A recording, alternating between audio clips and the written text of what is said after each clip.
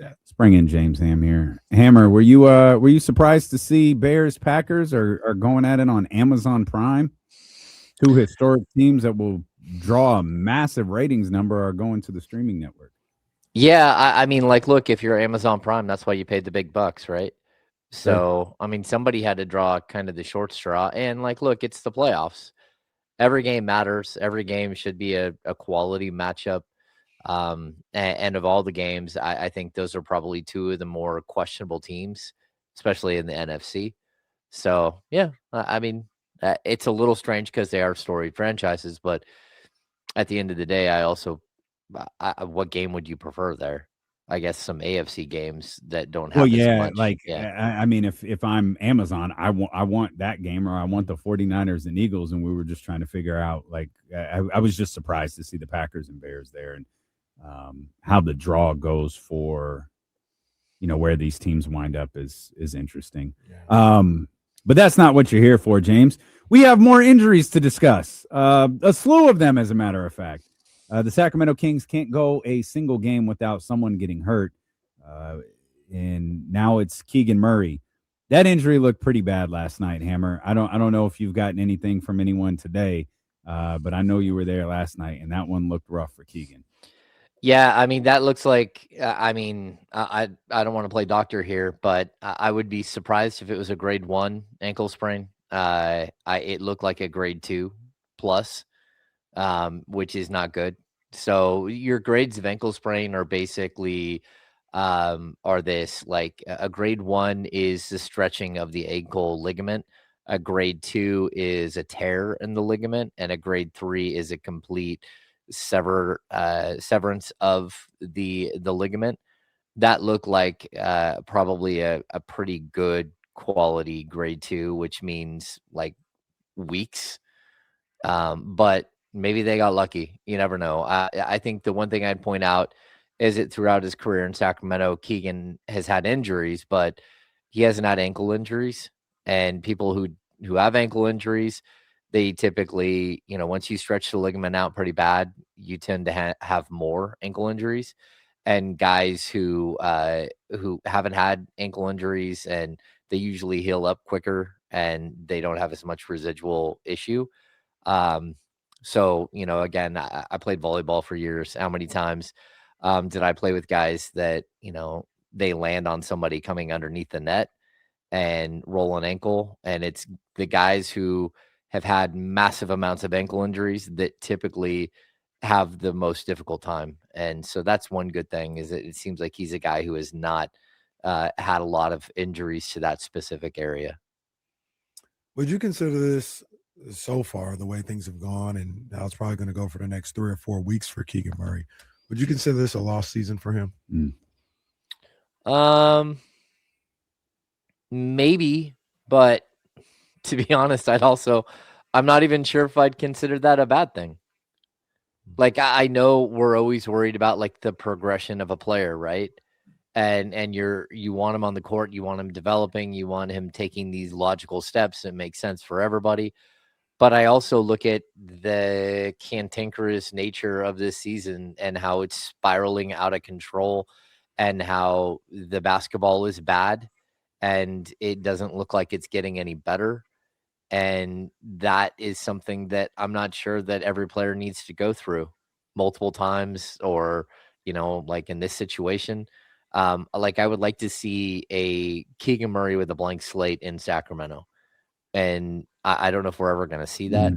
but I certainly, like, if you want him to succeed, it might be with a different group of players. And like, this group of players, I mean, clearly it's not it. We all know that at this point they're 8 and whatever they are. I don't Bad. even. 8 and bad. Yeah. I mean, and the worst part is we're not even halfway through the season. So if Keegan Murray weren't here, getting more and more frustrated all the way through the trade deadline, I don't know that that's a horrible thing for this team. I mean, it's a horrible thing for the win-loss record, but I don't know that that's a horrible thing for the franchise. And, I don't know if it's a horrible thing for Keegan to not have to go through that. Um, I think this team is going to try their best to look a lot different between now and the trade deadline. And certainly once we get to the trade deadline, I think that there's even more that can happen with players leaving after if they aren't traded. So I just think we're at this really dark place with this team. And again, like, that's not fun. Like Keegan talked about it early in the season. He's never lost games like this. Like high school, college. Like, not every player has to go through this, and not every player has gone through something like this where they're just stuck on a team that's no good. And that's just it. Again, it's the reality of where we are with this team. But um, I kind of feel for some of them, because this isn't something you chose until, again, he signed his extension. But even when he signed his extension, he had no idea this was going to look this bad. I mean, guys, both of you guys a question about Keegan Murray. This is not any type of loaded question or whatever. Just asking a question. It's kind of along the lines of John Poles saying earlier that we saw. What did he say? We saw he peaked his rookie year. His rookie year. Yes or no? Keegan Murray will never shoot 40% or more from the 3-point line in his career again. I don't know. I think he will. I think he is a very good shooter. I think that it hasn't proven out the last, year and a half, but I think that he is a good shooter. I watched him shoot in college. I watched him set a rookie NBA record for most 3-point makes in a season. Shot 41%. Like, he made over 200 threes in his rookie season. So, like, I think he can be that player. But, we were talking about it earlier, me and Kyle. This whole entire season, it feels like a team that's out of rhythm. And there is no, I think Keegan, we've learned at this point, he's a rhythm shooter, right? And Kenny, I think as a scorer, that when you're trying to create for yourself, it's a different type of shot. When you're getting passed to from somebody else, it's a different kind of shot. But when it's like the entire thing is kind of off its rails and no pass is hitting you in the pocket, and like, it doesn't matter where you are, it doesn't feel like anything this team does is in rhythm. That's really hard. And, I think I'm not making excuses for anybody. I mean, everybody is culpable in what's happening at this point. But at the same time, like, man, we used to have this thing where Marco Bellinelli complained about Rajon Rondo. He wanted to play with Rondo because Rondo gave him a perfect pass every time, and Darren Collison didn't give him a perfect pass, and he wasn't happy with the quality of pass he was getting to shoot in rhythm. I feel like that's the entire Sacramento Kings roster at this point. Like, nobody is getting a shot in rhythm, and that's tough. Should he be hitting more of his 3-point shots? Absolutely. But I also, this thing isn't working. Nothing is working. And that's a really difficult thing to play in when you're a rhythm shooter and you're trying to do anything, that looks like it's in rhythm. If part of what got traded, that 40%, is the complement of players, my answer is no, because I don't think he's going to have that complement of players again here. That's possible. I see the Chatty House is talking about it. There's a little buzz coming from Sham Sharani and Mark Spears right now regarding Trae Mark Young. Stein, right? No, I think it was Mark. Both of them are talking about it. Okay, Mark Spears, Mark Stein, and Sham Sharani are tweeting about Trae Young and his team working with the Atlanta Hawks on potentially finding a trade partner for him. It seems like those talks have, given just reading some work from Mark Stein in recent days, has picked up quite a bit. I believe Mark Spears tweeted about Washington. I point this all out because I know Trae Young has been a frequent conversation. Trade targets, something that Sacramento can get involved in. We have learned very, very early in the Scott Perry process, he is not interested in Trae Young.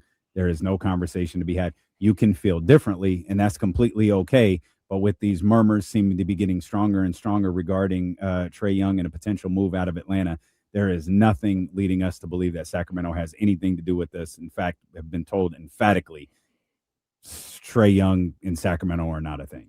So whatever winds up with Trae, I know there's a lot of rumors regarding Anthony Davis and the Atlanta Hawks. Now there's rumors with Trae Young and the Washington Wizards. We'll see where all of that goes. But it's almost certainly not going to involve Sacramento in any way, shape, or form. Certainly not as a destination for Trae Young. Excuse me. Sorry, Hammer. That's where I would say I would stop it there. Sacramento is not a destination for Trae Young. I've had that conversation with Scott Perry, in all honesty. And it's not that he hates Trae as a player or anything else. He's just not willing to put, to trade for a player that instantly wants a massive extension, a 5-year, $300 million ish extension, and for a player that plays one side of the court. And so that was always a conversation. It was that it's not that Trae's a bad player. It's just that for what the Kings are looking to do, he's a difficult player to fit in. And I don't agree 100%. I think, again, if you could get into a situation where you were taking Trae Young, but not having to give up massive assets outside of salary matching, I would at least listen. But I don't run the Sacramento Kings, and Scott Perry does. And if Scott Perry's not a Trae Young guy, I would at least kick the tires on the idea, just because, you do have a straight up matching contract. If they're willing to go Zach LaVine for Trae Young straight up, why not? If you're the Kings, but that doesn't sound like it's in the cards. But I would not count out Sacramento getting involved in that transaction, or in a transaction involving the Atlanta Hawks, or even a transaction involving Anthony Davis. At this point, the Kings need to hitch their wagon to somebody in trade season. And, there are some things that are starting to bubble, it sounds like. Okay. James, you mentioned while you were answering that question about Scott Perry and Trae doesn't really align with what the Kings are trying to do. Elaborate on that a little bit.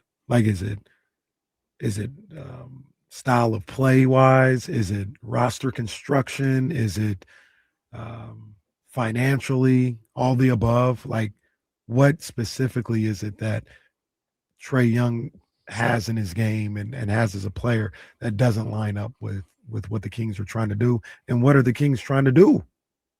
Well, I think, the basic tenets that we keep hearing, whether it's Doug Christie or it's Scott Perry, or when you walk in the locker room, they actually painted them on the wall, the basic tenets that they want. They want physical, they want competitive, they want a defensive minded basketball team. And there are things that, Trae Young is really, really talented as a passer. He's a very inefficient scorer compared to what I thought he would be coming out of college. Even the 3-point shot for Trae Young has never really materialized like it looked like it would. He kind of looked like a young Steph Curry coming out of college that could hit from anywhere on the court at any second. And for whatever reason, that's just not really played out. He's like a 35% career shooter or something from three. So I think it's more about the physicality, the workmanlike, nature that the Kings are trying to build their team and I just don't think he fits the concept. And again, you just open any app and say Sacramento Kings, and Scott Perry will magically show up in your feed telling you about his 6 things that he's looking for players and for his team. And Trae Young fits maybe 3 of them. And that's, I don't think, what the Kings are looking for. I also think that they would be looking for someone who might be a little bit younger.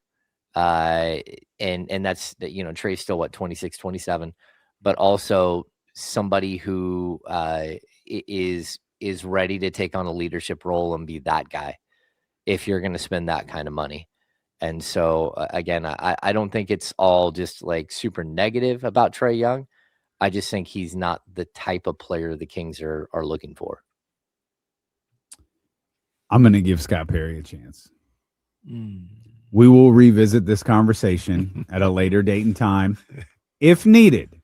If not needed, hey, salute to the GM and his vision. However, if I deem this conversation needing to be revisited, we absolutely will. Hammer, you mentioned a moment ago in talking about Keegan that, maybe he could use a clean slate here in Sacramento. What does that look like to you? What does a clean slate for Keegan Murray look like for you? Man, that's tough. I think there are certain players that he's shown he can play with here in Sacramento, and then I would like to see him have players around him that play defense like he does. And if you had the ability to find some long athletic defenders that can shoot the three and allow him to develop into something slightly different than what he is today, I think that would be amazing. But the fact that this team is just void of defensive players and that Keegan is stuck defending the most difficult person on the other team every single night, I would like to see what Keegan Murray looks like with fresh legs. And not like being a two-way player is one thing, but being a two-way player for 40 minutes every single night because the rest of your team doesn't play defense is really, really brutal. And so I would like also like a team that appreciates the fact that he's the one who's playing defense and works to get him open, works to get him easy shots to repay him for all of the work he's doing on the other end. And again, like whether it's young players or whether it's just a different mix of players, like this team needs a frontline NBA point guard that can set people up. And, we watched it last night again. It's the third game in 4 out of the last 4 where they had 9 assists in the first half. They finished with 17 assists last night. So 9 assists in the first half is like absolutely the most disgusting brand of basketball I've seen in Sacramento. Like this is not fun to watch at all. But then to back that up with 8 assists in the second half, it's just like, man, share the ball. Like work for your teammates. Don't work for yourself. And watching this team play, it's just, it's not just that they're losing, is that they're losing in like egregious fashion all the time because they don't play the game the right way. And if like they can look you in the eye and say they're playing the game the right way, I don't believe them. So, I mean, it's tough, but let's be honest here. Like the whole sharing is caring is not happening at all. And like, I think we're starting to see, a little bit of Keegan going, hey, I guess this is the game. This is what we're doing.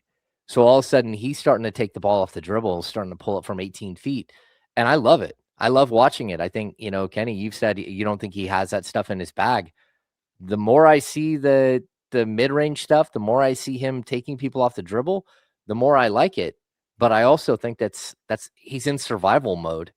He's looking around and going, this is what everyone else is doing, so I might as well do it too. And maybe that's the button that needs to be pushed that will force him to be more of an offensive player. But still, going through last night's game, he goes 0 for 3 from 3. He just doesn't look like he has his legs. And that was before he got his ankle. He rolled his ankle. So it's not easy. And I don't know if he's ever going to average 20 a game in a season. I don't know. But I certainly think that this brand of basketball right here, it's just, I mean, if anyone is having a good time watching it, I need to take you. No one is. Take you to a psychiatrist. God, and how awful is your job? Like you, Sean, all of you guys that got to show up night after night, and poor Gary Gerald. God bless that man. He just thought he was out of it. You thought he I did it. I did it. Thank you, basketball gods. And they looked down at that poor man and said, not so fast.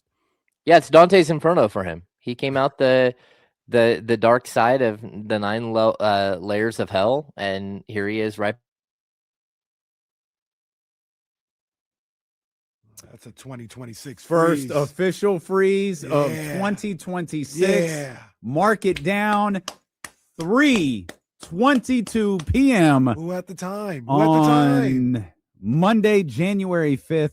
The freeze is back, and this This is a tough one. Hammer's kicked out of it. He's unthawed. I'm back. But it's always funny. It's always funny. And yeah, we were talking about the awfulness that the G-Man has to sustain. I meant to say you, Sean Cunningham, the guys that show up there every day to cover this basketball team, whether you like it or not. And then it just reminded me that G-Man does not miss basketball games. I think he missed one that I remember to go into the Hall of Fame, or a Hall of Fame. And then one where he was just so sick, they said, bro, you have to go home. And poor Jason Ross has called 2 games in like 10 years. I think it's more than that, to be honest with you. They like probably is. 20. On top of that, it hasn't been as long of a time as G-Man, but Katie there every night. Yeah. And Katie got to be nice. Yeah. She got to be nice when I'm seeing this trash out here on the court. Yeah. That's tough. One day Katie's just going to stop talking. She's going to be like, I have no way to sugarcoat any of this. I'm just not. Oh, honey, please. Is that your line? You think that's going to happen, Dame? Come on. When she was trying to, when poor Katie was trying to like be nice and kind in that 41-point Memphis. Like, that's what I like to see from those. All right, man. Bless your heart, Katie. Bless your heart. I understand you got a job to do. Well, Soren points out, to be fair, Katie doesn't see a lot of it because there's always someone in the way. From our view, it's obstructed. So shout out to Katie for doing the best. You are better than me, Katie, because that is tough. Yeah, we'd be fired. Tough. D'Lo and KC calling the game, we'd be fired by the second quarter. Someone would be sitting there like spamming the dump button. Like, no, you can't say that on TV. Like, come on. What? Yeah. I can't say this team is ass? What? Why? Ass. Scott Perry, what do you plan to do to address this team being so awful? I remember before the season, Scott Perry wanted to talk to us. They haven't reached out to us. No. It's going out the window. But it's okay. We're still here. We're still here. Never mind. We're still here. We don't need to talk to these guys. James, I said this earlier. Some people took it as slander. It was not slander. That's right. It was not slander. But I said, looking at Keegan Murray, I think the thought process that he's something drastically different than what he's shown us needs to go out the window. Like, he's a really good role player in this league. If you want to be a good team, you need a guy like Keegan Murray on the team. There's nothing wrong with that. The fact that he's not going to be this A+ max type player, two-way guy isn't a knock. But I think at this point it's clear that's not who he is. Not who we talk about the passing and stuff. I remember specifically, it's just one play.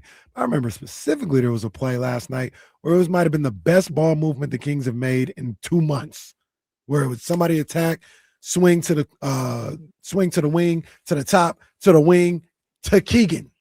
Wide open. Shoot that thing. Pump fake, one dribble, passed it back up top. Why? What are you doing? Shoot the ball. That ain't nobody's fault but his. That ain't nobody's like, hey, it's too much me. No, they did everything they were supposed to do, and he won't shoot the rock. So I mean, he did have 12 shots and didn't play in the second half. I mean, like, he was shooting the ball. No, I'm just talking about on that play specifically. It's just one play. But no, it's like, I get it. Shoot the ball, and to me, he's a damn good role player. There's nothing wrong with that. How is that a bad thing to say? Like, I think he's going to be a really good 15-year veteran in this league. There's nothing wrong with that, but I don't have any aspirations or any thoughts that he can be anything more than that. I remember aspirations. But am I doing it too hastily? Oh, yeah. No, like, I think we're at a point where, I mean, you can kind of see who he is, for sure. But at the same time, like, having like outstanding defensive players who actually can score the ball as well, it's not a bad thing. Like, like there are, let's like back out for a second. How many great two-way players are there in the league? Like, there's Kawhi. No. There's Kawhi. There's Jimmy such Butler in his prime. Was a great defensive player and a Oh, great. for going in his prime, Paul George, Mhm. like Klay Thompson. Oh my God! Wait a second. Okay, all right, James. This is getting a little ridiculous here.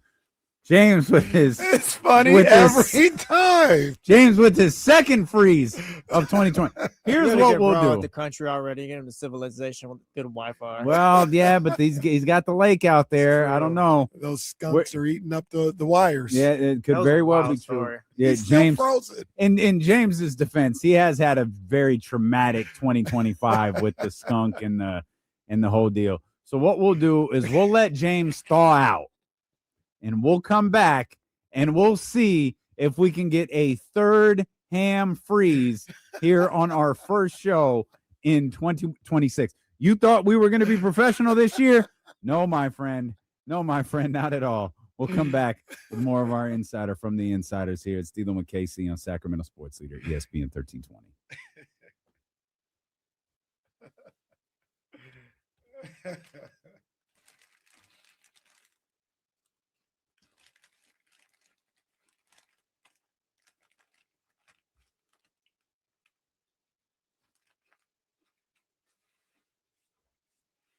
No, John Bull. Even Ham's internet is tired of talking about the Kings. That's very fair. Very fair.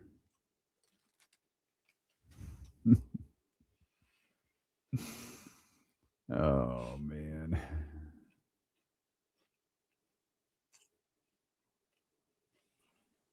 Stupid Wi-Fi. You're good, Hammer. We You we it was time for a break anyway, so we just went ahead and went to break. I had a tweet during the week where somebody had gotten mad about, they isolated a clip. They're like, see, this is the type of crap that I'm sure Doug Christie isn't coaching and whatever. It was like a delayed break and fast break, and DeMar DeRozan got the ball. The team had kind of gotten back, and he took a couple of dribbles out on the perimeter and then passed it up top.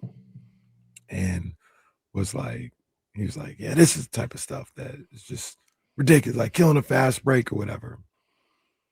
And I just thought about kind of like what De'Aaron Fox said one time. DeMar DeRozan's going to the Hall of Fame. He's played in conference finals. He's been on successful teams. But he's the reason why the Kings aren't good. This guy has had success to a certain degree everywhere he's gone. No, not to a certain degree. I think he has. But like the last Chicago year wasn't good or something. You know what I mean? Like it's not every single year. Sure. But he's had success at all these stops. And his play is the reason why the Kings aren't good. Maybe it's the Kings. Maybe. Everyone says the same thing, but I'm the problem. Even to the point, like, I thought he made a lot of mistakes. He wasn't very good and all this other stuff. I'm not caping for him. This is almost like Aaron Rodgers a little bit. But the Kings were the only place where George Karl didn't win.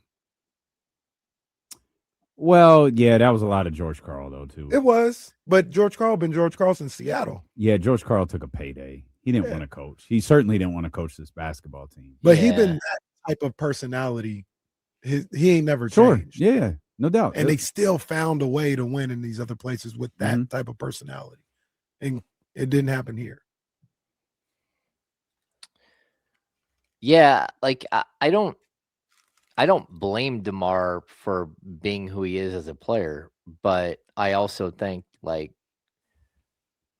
it's kind of like, you know, that grocery cart you get that one of the wheels is flat. You know, like you see it the whole time. It's like it's rolling. It's like boom, boom, boom. Like something is wrong here. What is it? Like, is there a grape stuck under my tire? And you look, you're like, oh no, there's a flat spot.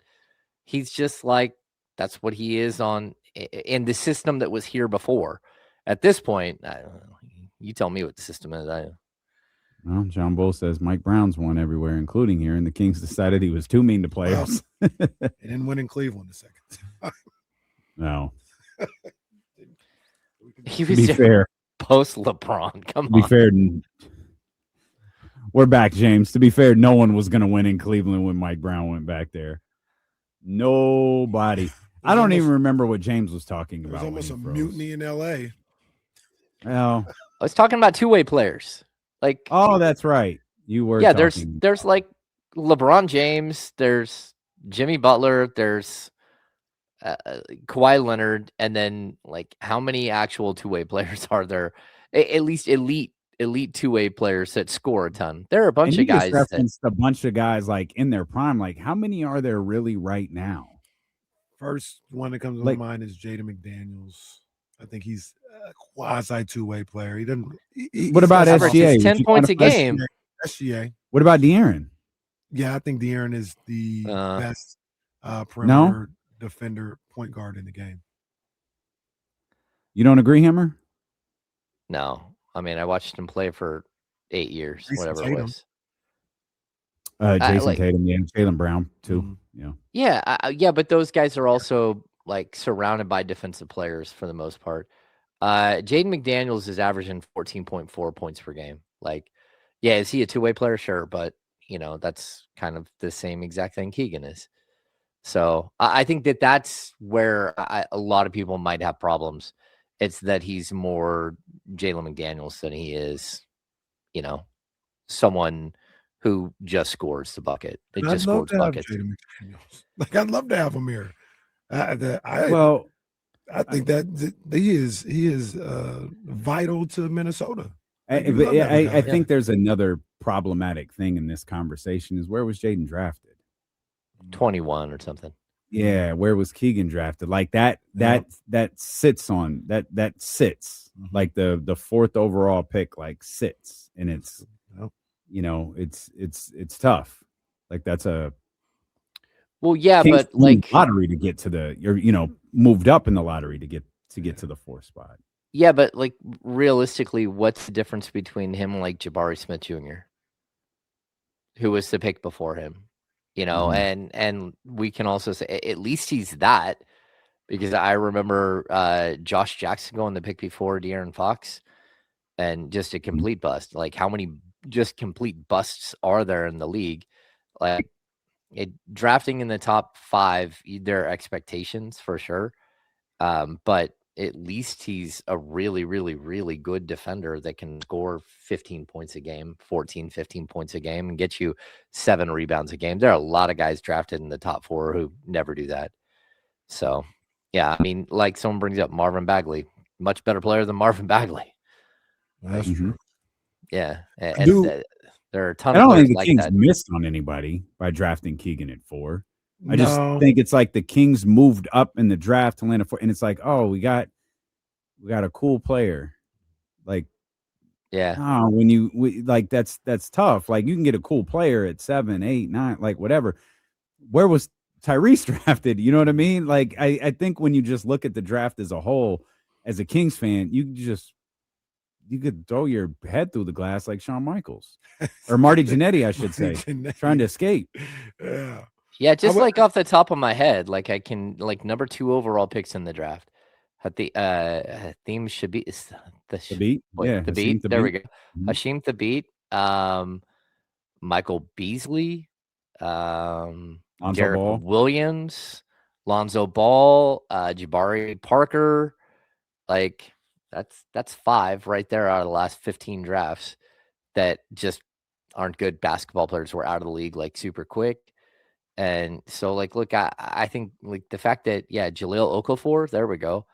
Like Ooh. the fact that he's in the league and you know like doing rough. things, like you'd hope that he would ascend and be a consistent 18 to 20 point per game scorer with the defense, or that he would have just not been a defensive player and got up to like 24 points per game. But like at the end of the day, like you're always going to be left wanting a little bit more with him. But I still think he's a very, very high quality basketball player. He is, but your Damien's point is still like it's still valid. Like if the Kings did all of this year, got the 4th pick and got another Keegan Murray, Yeah. that wouldn't we wouldn't be happy with Yeah. that. No, You know what I'm saying? Like we We're trying to get a franchise guy. Mhm. You know what I mean? And that's what you hope to get with one of those top 5 guys. But I think, especially this year. yeah, Especially this year. And like you have to realize like this can happen.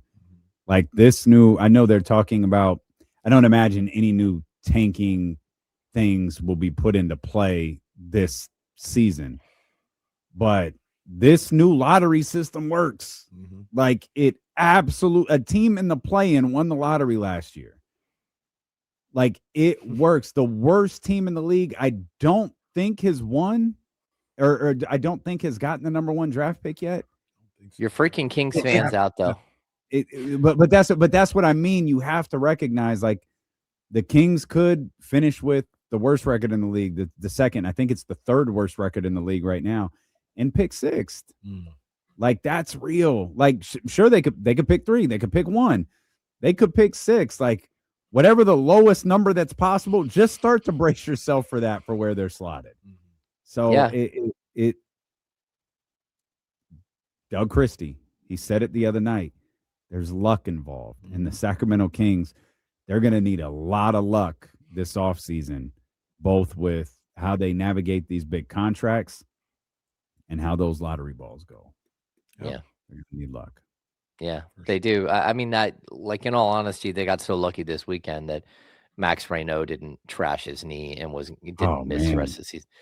I mean, talk about just like the worst gut check for Kings fans. At least you had something to pin your hopes to watch the rest of the season, and just brutal. But he survived, and that's all that matters in the end. So, anybody want to weigh in on this like, I think one of the unintentionally hilarious storylines, because you have to laugh at this season, because if you get upset, you're just going to be miserable. It's better to just laugh. And as I was sitting watching that game last night when I could have been watching the Steelers-Ravens, I laughed. When the game went to commercial, and there's Malik Monk talking about, hey, I'm a pizza guy. Recognizing that man has not checked into this game yet, and realizing he probably wasn't going to check into this game. And for those who are unaware, he in fact didn't. And now he's on this like on again, off again, garbage time blowout. He's not playing.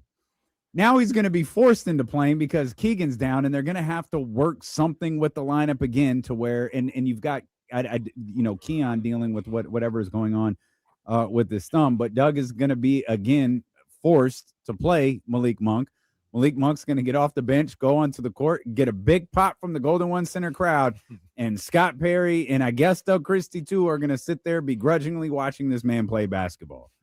Again, you could be mad about it, or you can laugh. I chose to laugh because there's this guy who just can't get on the floor talking about, hey, I'm a pizza guy.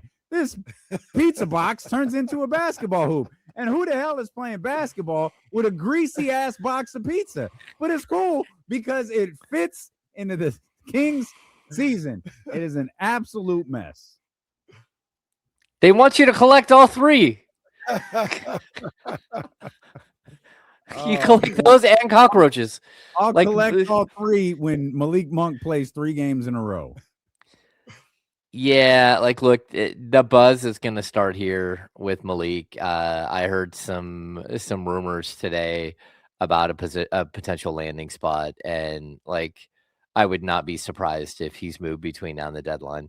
Like the Kings are looking to get off of as many of these contracts as they can, and at the end of the day, if you can move off of 2 of them, even if the 2 you move off of are Dennis Schroeder and Malik Monk, then you do it. If you can open up some sort of freedom this summer, and then maybe go into the summer with 1 or 2 contracts that you might be able to move, even if again, if you're able to move Malik and you're able to move Dennis Schroeder, like both of them this offseason, I mean at this break, and then you don't pick up the option year on DeMar DeRozan, now you're talking about saving, I don't know, 35, 50 million off the cap. And you might not be you might not have a bunch of cap space, but at least you would drop down and you'd be able to have some room to maneuver. And that's where, it's not just that the Kings are, that they're bad. It's not just that they're old. It's that they're bad, they're old, and they have a really expensive roster for a team that's not any good. And that's like really, really difficult. So you're hoping that over the next 6 weeks, 5 weeks, whatever it is, maybe 4 weeks at this point. I think it is 4 weeks. Jesus. That Scott's able to maneuver and at least clear something off the books, because you need to speed this thing up as quick as possible so Kings fans aren't stuck watching what it is that we've seen this, the last couple of weeks, last couple of months. I'd also say, I think there is still a way to, get a top pick, bring a top pick along next season where they're playing a lot of minutes, sort of like what Cooper Flagg's doing right now. But also that you're building something at the same time. You don't have to throw everybody out the window. But a good cleanse is needed here. James, let me ask you this question. Did we see a showcase game last night where Zach LaVine returns to the lineup against the funniest team in the NBA, for my account, the Milwaukee Bucks? I actually thought Zach was okay last night. I thought he played well. I thought he was part of the group combined with Schroeder and Clifford that really, for one of the rare times this year, looked like what we thought we were going to see at the beginning of the season. Schroeder came in and part of that run to turn things around was picking up 94 feet. There was a level of intensity on the defensive end, and Zach was actually a part of that a little bit. Do you believe in, and if you do, was last night a showcase game? I do believe in showcase games. I do. I've always, it used to be a running gag with me and John Santiago on the Cowbell Kingdom podcast.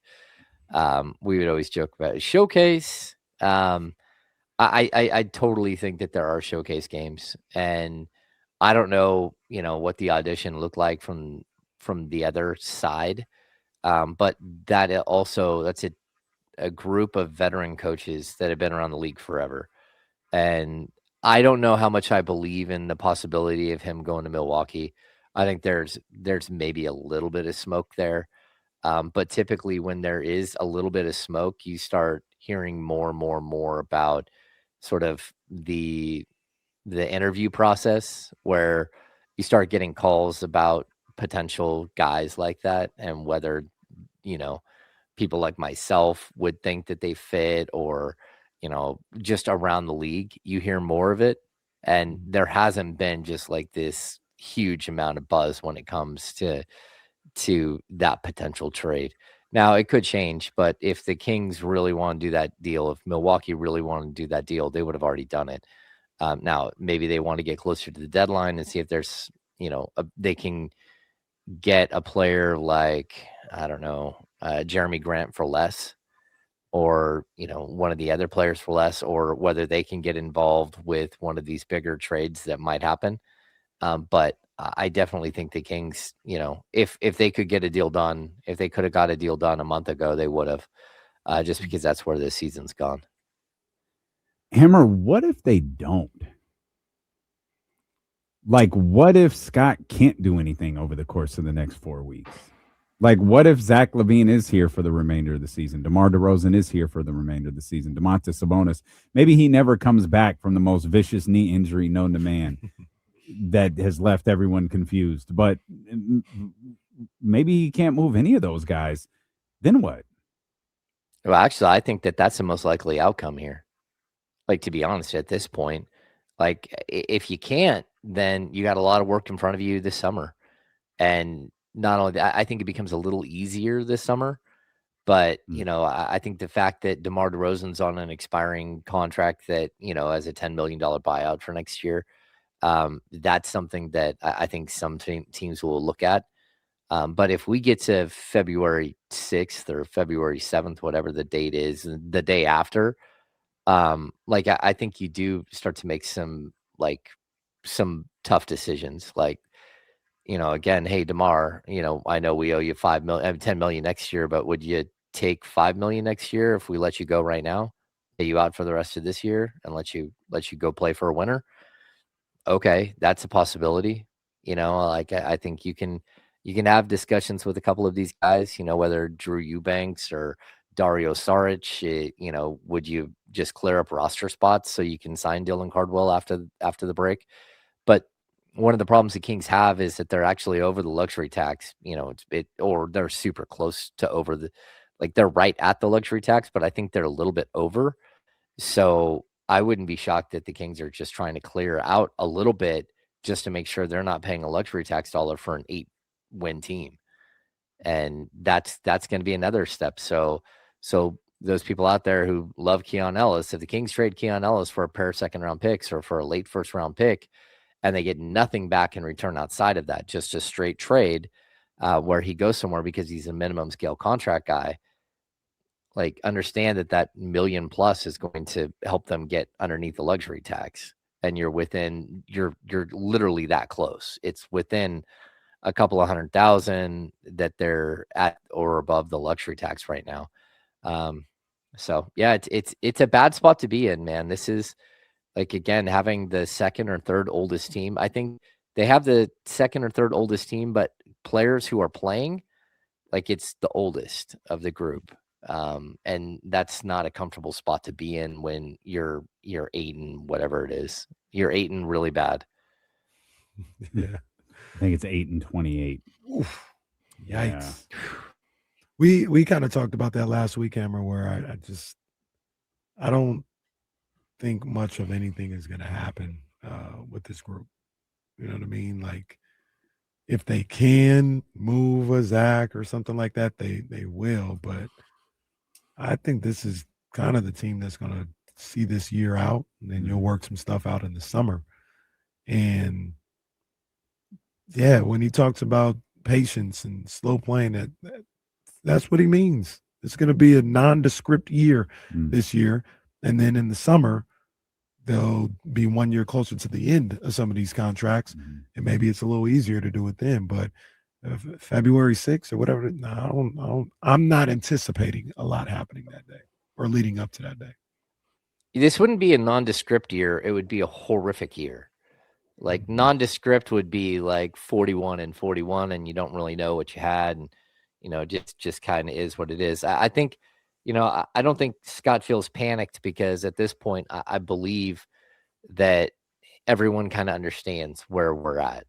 Like there is no magic trade that revitalizes the franchise today and makes them a really good team.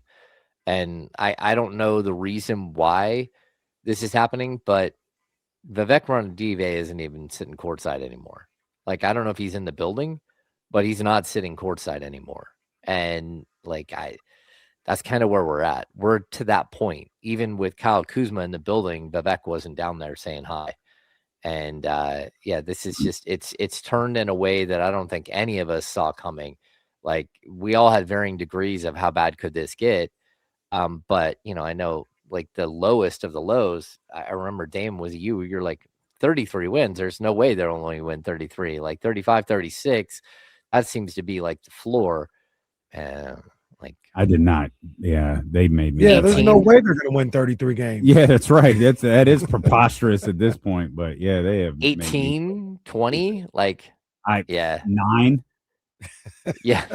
Yeah, Just ride it out. I got them at 9. I think there's a real chance that the roster this team had to start training camp doesn't play a single game together. Yeah. Between the Sabonis mysterious 10-week injury, the way guys are getting hurt, Keegan Murray now facing his second or third injury. Yeah, third. Who knows what happens, the trade deadline. Zach LaVine's 1-week injury turned into a 2-week injury. Doug Christie may never coach a single game with the full complement of players that he had when he agreed to become the Sacramento Kings head coach. Yeah, I mean, Dylan Cardwell started the opener, didn't he? Oh, wow. Yeah. Yeah, I think so. I can't remember if it was him or Eubanks, but Eubanks. Yeah. I know Yeah, Eubanks has started games this year, which tells you everything. God bless him. Yeah, it tells you everything you need to know. Yeah, it's been one of those seasons where you're waiting for something to be different, and I don't think that I think there is going to come a point where it's just fully young players running up and down the court, at least doing cardio and giving you something to cheer about. I don't know when that's going to happen, but yeah, it's really, really hard. No, Dylan Cardwell started the 6th game of the year. My bad. When they played Milwaukee the first time. Yeah. Oh And yeah. then he got subbed out and never really saw Never the saw floor that the much floor again. again. Hey, I'll tell you By the this, way- Doug wants him here right now. He just like you heard that this weekend. Like he's like, no, I want Dylan here. Mhm. But you're up against the 2-way contract and the 50 games that total he can play. And the fact that even if you waive somebody, you're still going to have to end up paying that person unless you're doing a non-guaranteed contract. We'll know about non-guaranteed contracts in the next day and a half. I think players, they have to clear waivers by, I think the deadline is January 10th. Players have to be waived by the 7th so they can clear waivers by the 10th. So we're right up against that right now. So at any moment, we'll find out the decision on Precious Achiuwa and Russell Westbrook. But I fully expect those two to be here.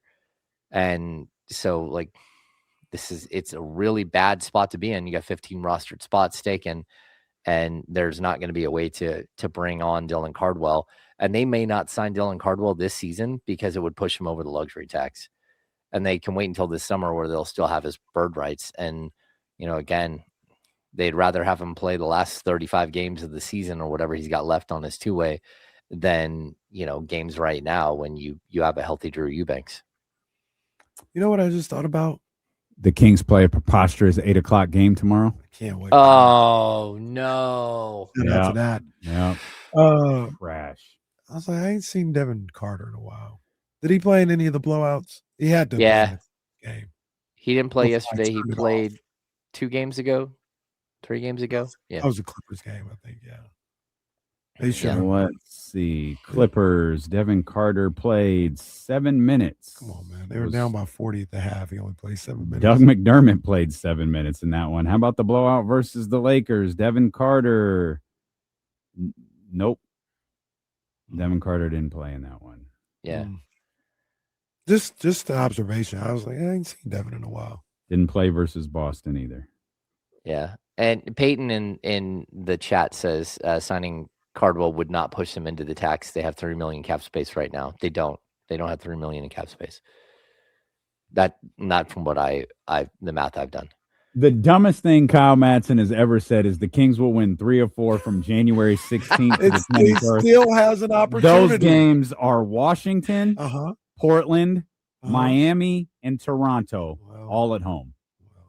Come on, Kyle. He also put up there that the 49ers were going to lose to the Browns. Well, he did have that up there as well. He also had the Ravens are good. In fact, Kyle Madsen's whole it's just bad up there for our man Kyle. He's got Sacramento Kings energy up on this whiteboard. We appreciate you for being with us. We'll be excited to be back with you tomorrow at 10 a.m. beginning with the Insiders here on Sacramento Sports Leader ESPN 1320. Vamos, Knicks tape.